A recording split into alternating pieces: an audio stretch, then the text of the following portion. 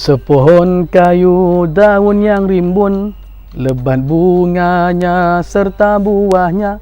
Walaupun hidup 1000 tahun, kalau tak sembahyang apa gunanya? Walaupun hidup 1000 tahun, kalau tak sembahyang apa gunanya? Alhamdulillahirabbil alamin, wassalatu wassalamu ala rasulil amin wa ala alihi wa sahbi ajmain. Allahumma salli ala sayyidina Muhammad. Assalamualaikum warahmatullahi taala wabarakatuh.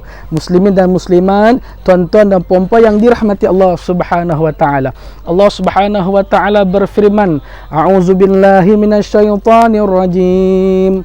Ya ayyuhalladzina amanu qu anfusakum wa ahlikum nara waquduhan nasu wal hijarah 'alaiha malaikatun ghilazun shidad la ya'sunallaha ma amarahum wa yaf'aluna ma yu'marun. Sadaqallahul azim. Suratul Tahrim ayat yang ke-6. Wahai orang-orang yang beriman, peliharalah diri kamu dan ahli keluarga kamu daripada azab api neraka Allah Subhanahu wa taala, yang mana bahan bakarnya terdiri daripada manusia dan batu berhala. Neraka itu dijaga rapi dan dikawal oleh para malaikat yang keras dan kasar layanannya. Mereka tidak menderhaka sesekali kepada Allah Subhanahu wa taala, dan mereka tetap melakukan segala apa yang diperintahkan kepada mereka. Muslimin dan muslimat yang dirahmati Allah Subhanahu wa taala, dalam ayat ini Allah Subhanahu wa taala mengingatkan kepada kita agar hendaklah kita sentiasa mentaati dan membuat segala amal soleh yang telah difardukan kepada kita, terutamanya tuntutan untuk bersolat. Suruhan Allah Subhanahu wa taala ini adalah yang paling utama dan paling tinggi di sisi syariat Allah Subhanahu wa taala, yang mana bahawasanya antara dosa, kalau kita ingat muslimin dan muslimat yang dirahmati Allah Subhanahu wa taala, antara dosa yang paling besar yang pernah kita buat di atas muka bumi Allah ini adalah dosa meninggalkan salat. Allahu akbar. Ikhwanul muslimin rahimakumullah. Kenapa Allah Subhanahu wa taala menyuruh kepada kita untuk salat? Kenapa solat ini difardukan ke atas kita? Allah Subhanahu wa taala berfirman, a'udzubillahi minasyaitonir rajim. Wa ma khalaqatul jinna wal insa illa liya'budun. Surah Az-Zariyat ayat yang ke-56.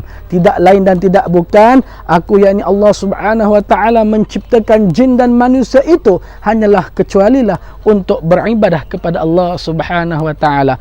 Muslimin dan muslimat, dan dirikanlah salat untuk mengingatiku. Suratul Taha ayat yang ke-14. Muslimin dan muslimat yang dirahmati Allah Subhanahu wa taala, begitulah betapa pentingnya salat sebagai menjadi satu tuntutan yang wajib sebagai kita manusia al-makhluk Allah Subhanahu wa taala dengan al-khaliqnya, iaitu Allah Subhanahu wa taala yang maha pencipta. Solat juga memainkan peranan yang cukup penting dalam kehidupan kita seharian, kerana dengan solat dapat mencegah diri kita daripada segala perbuatan yang keji dan perbuatan yang mungkar. Allah Subhanahu wa taala berfirman dalam surah Al-Ankabut ayat yang ke-45, innas salata tanha 'anil fahsya'i wal munkar. Sesungguhnya salat itu dapat mencegah diri kita daripada perbuatan yang keji dan perbuatan yang mungkar. Dipukul, dipalu sehari-hari, barulah dia sadarkan diri. Hidup di dunia tiada berarti, akhirat di sana sangatlah rugi.